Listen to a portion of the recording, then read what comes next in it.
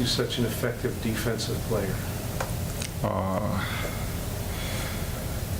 The trust on the coaches having me, just letting me be who I am. The defensive system, coming from Cleveland State, running the same system, so allowing me to know what the system we're not ready is easier for me to just do what I do. So also that's the main reason. D'Moi, going into February, just what are you expecting the competition to be like compared to the last few months? I expect to be more physical, more intense, getting closer to the end goal. Everybody have dreams and aspirations, so I feel like everybody gonna come with their best shot, trying to, take away what we want. So I feel it'll be more physical, more intense.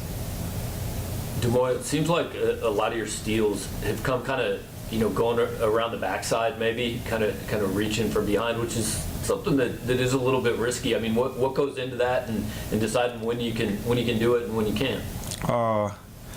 Depending on the flow of the game, how the ref's calling the game, I look at it. I don't always try to do it, but depending on how the ref is blowing the whistle, I'll take the risk.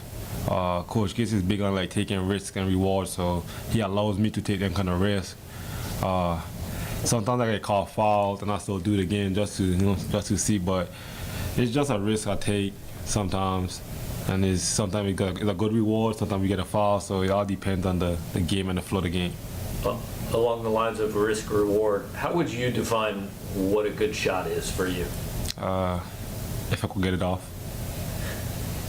But nah, I got a quick release, so Coach Gates always tells me shoot the ball. So as I said, the flow of the game.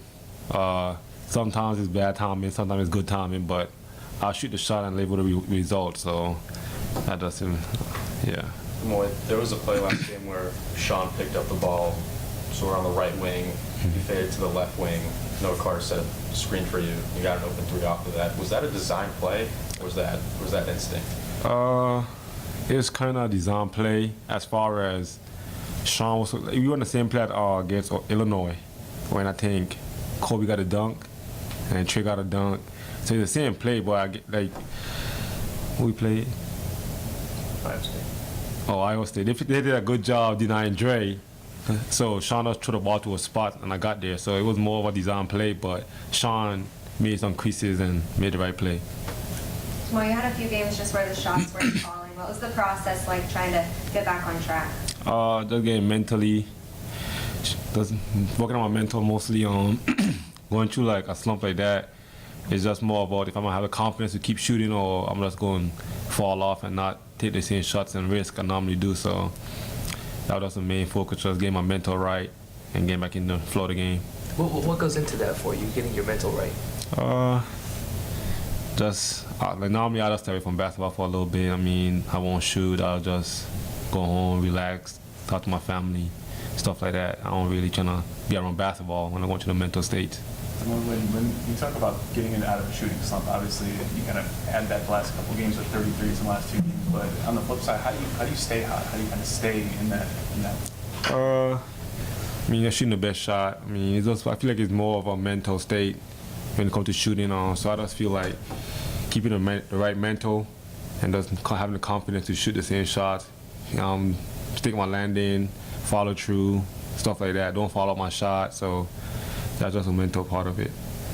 People say a lot of times that shooting is contagious, but on the surface that doesn't make a lot of sense. Like if you make one, it shouldn't necessarily be easier for Isaiah to make one or vice versa. But is that something you guys feel in a game? If one or two goes down for you, does it open things for other guys? I feel like it's a flow how the team is built.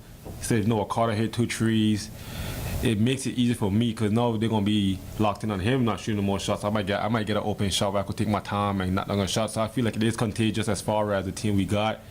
If somebody hit 4 trees, it's gonna be easier for everybody to get open shots because now the team is scrambling trying to get this one person not to shoot more shots. So I feel it is contagious. Kind of going off of that, just having Isaiah back on the court, what's it like to kind of have another knockdown shooter?